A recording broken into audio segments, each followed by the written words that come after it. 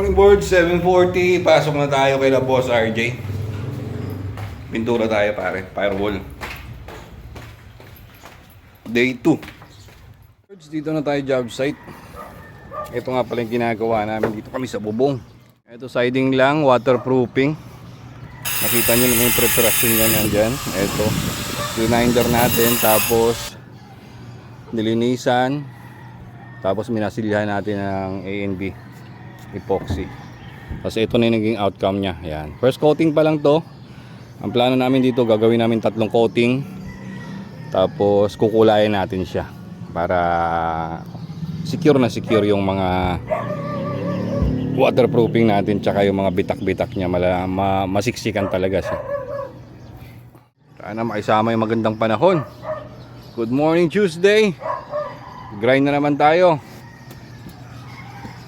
Ayan, binutasan natin ng dalawa. Ito sumirit, medyo bumaba na yung tubig niya, pero malakas pa rin yung agos niya. So kargado to ng tubig sa loob. Ayan, ito basa niya. So ito binutasan natin to kasi lumalabas yung kalawang dito sa side. Advice ni sir, butasan daw to. Yun nga, positive, may tubig yung loob. Tuloy pa yung laman. Okay, so tapos na tayo sa Flexiban waterproofing. Ito na tayo sa preparasyon ng pintura, flat latex. At ando yung tropa natin sa taas, Sos Mario Joseph, talagang humihiga sa yero, boss. Buhay pintor. Mainit, malamig. Grind pa rin tayo ng grind. Ayan si Boss Ken, no?